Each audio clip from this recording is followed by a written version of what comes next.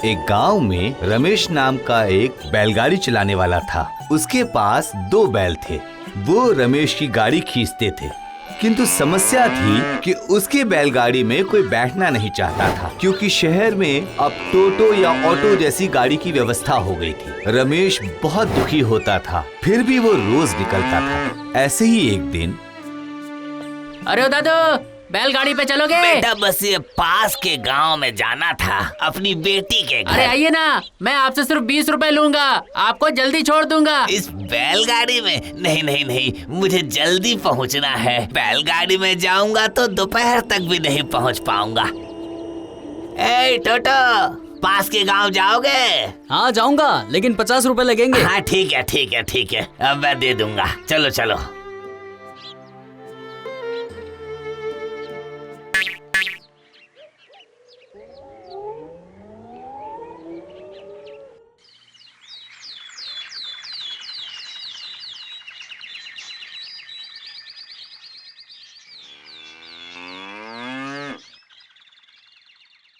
खा खा, जी भर के खा। तेरे अलावा मेरा इस दुनिया में और है ही कौन। आज पूरे दिन कोई भाड़ा नहीं मिला, कोई बैलगाड़ी पे बैठना ही नहीं चाहता। सबको हर जगह जल्दी पहुंचना है, लेकिन इस तरह कब तक चलेगा? मैं तुम्हें भूखा भी तो नहीं मार सकता। आजकल मोटर गाड़ी का जमाना है, बैलगाड़ी का नहीं। मैंने बोला 20 रुपए लूंगा और टोटो वाले ने बोला 50, फिर भी वो उसके साथ गया। बताओ, मेरे सामने वो बूढ़ा चला गया। अगर हर आदमी ऐसे ही करने लग गया तो फिर मैं जीऊंगा कैसे? और अगर मैं मर गया तो तुम लोगों का ख्याल कौन रखेगा?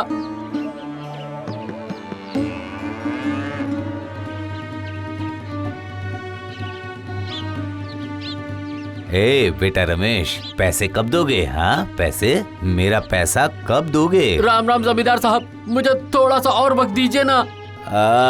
और कितने दिन दूं? दिन बोलते बोलते साल गुजर गए। कितना ब्याज हो गया है, कुछ हिसाब है? बोलो। मैं क्या करूं जमींदार साहब, आजकल कोई भाड़ा मिलता ही नहीं है। अरे तो इसमें मैं क्या कर सकता हूँ? हाँ देखो, कान खोल के सुन लो, मैं तुम्हें 1 सप्ताह और देता हूँ। इस बीच में अगर तुमने मेरा ब्याज सहित पैसा नहीं चुकाया तो मैं तेरा घर तोड़ के सब तहस नहस करके जाऊंगा। बोल दिया, ठीक है? समझ जाओ।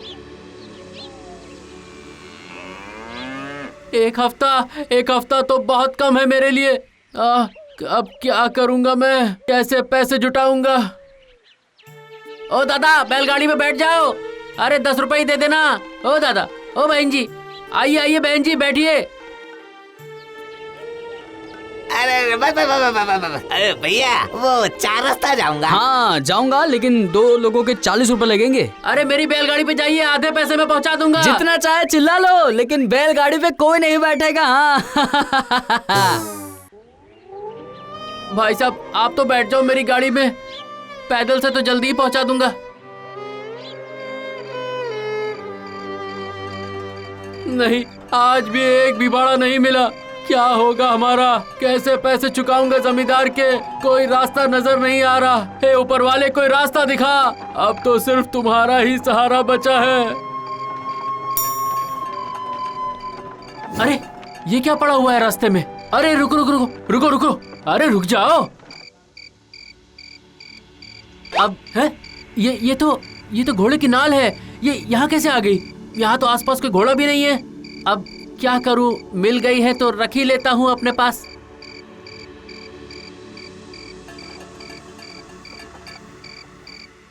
अरे अरे, ये तो एक और घोड़े की नाल रास्ते में पड़ी हुई है।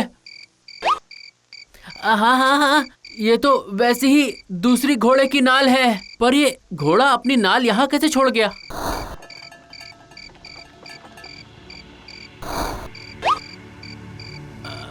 ये तो इतनी सारी घोड़े की नाल इकट्ठा हो गई। कुल मिलाकर 8 घोड़े की नाल।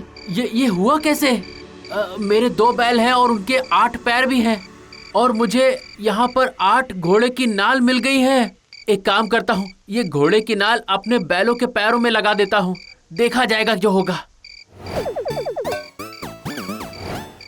हाँ?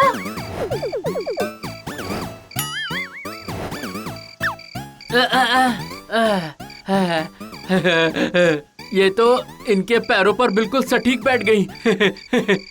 चलो अब घर जाता हूँ। अभी तो आधा रास्ता बाकी है।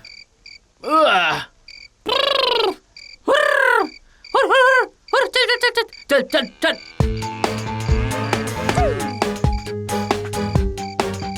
अरे अरे अरे अरे बाप रे, इतने तेज कैसे दौड़ रहे हो तुम लोग? अरे बाप रे, गिर जाऊंगा। अरे बैलगाड़ी है। अरे क्या कर रहे हो? अरे रुक जाओ। आए आए आए, ओ चाचा।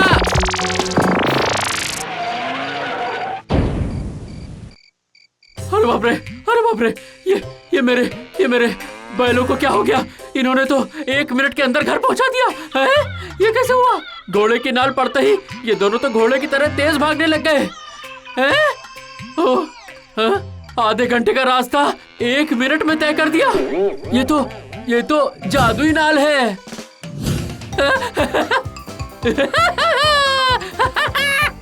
जादू हो गया, मजा आ गया।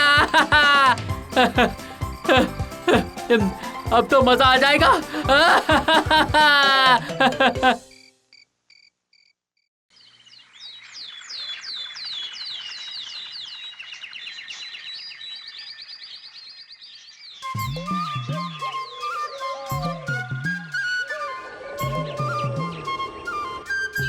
अरे ये क्या, फिर से तुम अपनी बैलगाड़ी को लेकर आ गए?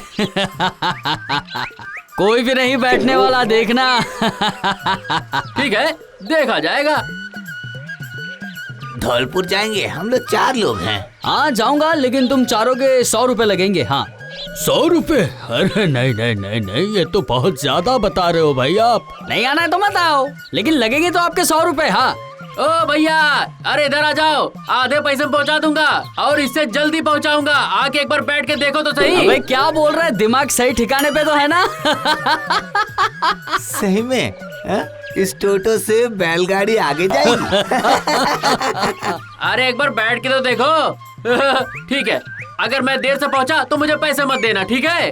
अब एक काम करो, 2 लोग मेरी गाड़ी पे बैठो और 2 लोग उस टोटो पे जाके बैठ जाओ। अगर मैं जीता तो ही पैसे देना। ऐसी बात है, ठीक है, तो यही होगा। चलो तुम लोग टोटो में बैठ जाओ और हम लोग बैलगाड़ी में बैठ जाते।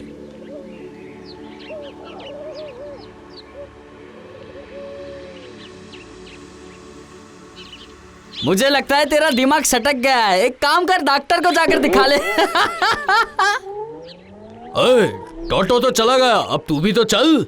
अरे चाचा, हम चलेंगे नहीं, हम उड़ेंगे। चल चल चल चल।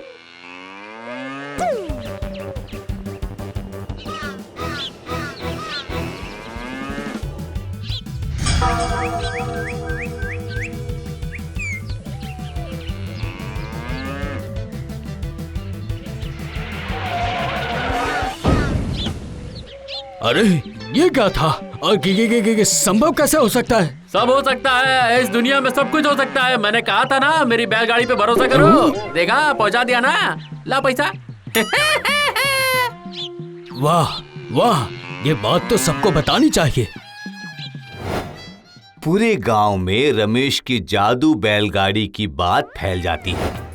सब लाइन लगाकर खड़े रहते हैं रमेश की गाड़ी में बैठने के लिए। सुबह से लाइन में खड़े रहते हैं। थोड़े ही समय में बहुत पैसे कमा लेता है रमेश।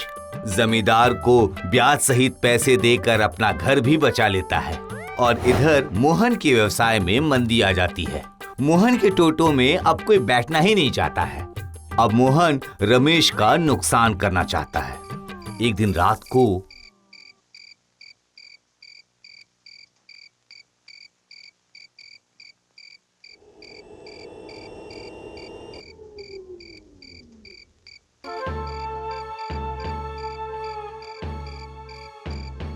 बेटा रमेश, तुझे आज मैं मजा चखाता हूँ। जादुई बैलगाड़ी। हाँ, इस बैलगाड़ी को चलाकर तूने मेरा धंधा चौपट कर दिया। देख अब मैं क्या करता हूँ। इन दोनों बैल को कहीं दूर जाकर मैं छोड़ कर आऊंगा, फिर तू उसे ढूंढ भी नहीं पाएगा।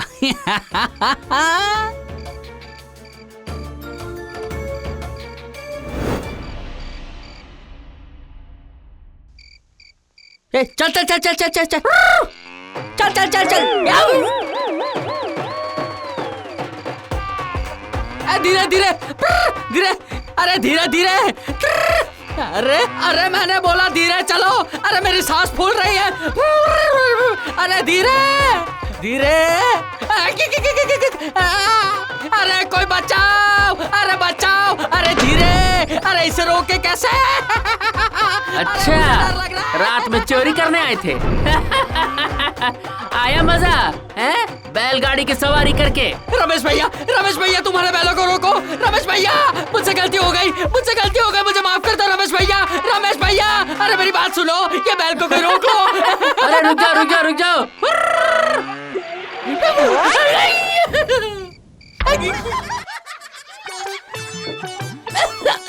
रमेश भैया मुझे माफ कर दो, मुझसे बहुत बड़ी गलती हो गई रमेश भैया, माफ कर दो मुझे। लगता है तुम अपना सबक सीख गए हो गोपाल। ये दोनों बैल मेरे बेटे की तरह हैं। ये कोई आम बैल नहीं जो कोई भी इन्हें अपने साथ लेके चला जाए। इसीलिए जब तुम यहाँ आए, इन दोनों ने अपनी पीठ पे बैठा के तुम्हें इतना भगाया। अरे भाई मुझसे बहुत बड़ी गलती हो गई, मैं इस गांव में टोटो तो क्या खुद भी नहीं चलूंगा।